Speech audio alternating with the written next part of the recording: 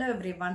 கடுமையான பண கஷ்டத்த தீர்க்கக்கூடிய ஒரு வழிபாட பத்தி பார்க்கலாம். நான் எவ்வளவோ முயற்சி செஞ்சுட்டாலும், இந்த கடுமையான பண கஷ்டத்துலேருந்து என்னால விடுபடவே முடியல அப்படின்னு நினைக்கிறவங்க, இந்த ஒரு வழிபாட நீங்க கையில எடுங்க. கண்டிப்பான முறையில உங்க வாழ்க்கையில நீங்க மேன்மையான நிலைக்கு போக ஆரம்பிப்பீங்க. அது ஜேஷ்டா தேவி வழிபாடு அப்படிங்கிறது தான். இப்ப சமீப காலமா இந்த வழிபாடு அப்படிங்கிறது வழக்கத்திலே இல்லாம போயிடுச்சு. முன்னெல்லாம் இந்த வழிபாடு ரொம்ப மேன்மையான லெவல்ல நடந்துட்டு தான் வந்துட்டு இருந்திருக்குது.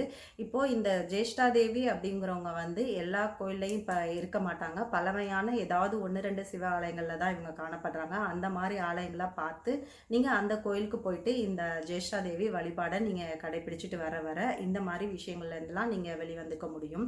குறிப்பா உங்க ஜாதகத்துல சனியோட மாந்தி சேர்ந்திருந்தாலும் சரி, இல்ல குருவோட மாந்தி சேர்ந்திருந்தாலும் சரி, நீங்க இந்த ஜேஷ்டா தேவி வழிபாடு அப்படிங்கறது உங்களுக்கு கண்டிப்பான முறையில ஹெல்ப் பண்ண ஆரம்பிக்கும்.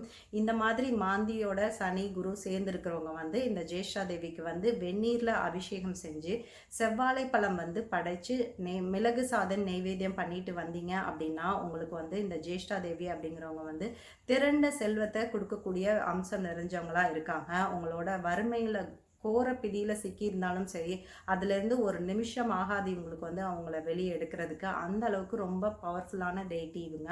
இவங்கள இந்த மாதிரி முறையில நீங்க வழிபாடு செய்யறதன் மூலமா நல்ல ஒரு மலர் மாலை அவங்க அந்த சிலைக்கு அந்த அம்மன் சிலைக்கு ஏத்த அளவுக்கு முழுமையான அளவுக்கு ஒரு நல்ல மலர் மாலை சாற்றி வழிபாடு செய்யறது இந்த மாதிரியான வறுமை பிடியிலிருந்து உங்களை காப்பாற்றி தரக்கூடிய கவசமா இருக்கும். ஸோ கண்டிப்பான முறையில இந்த வழிபாடுகளை பின்பற்றி நீங்களும் ஒரு செல்வ செழிப்பான வாழ்க்கையை அடைய ஆரம்பிங்க. தேங்க்யூ.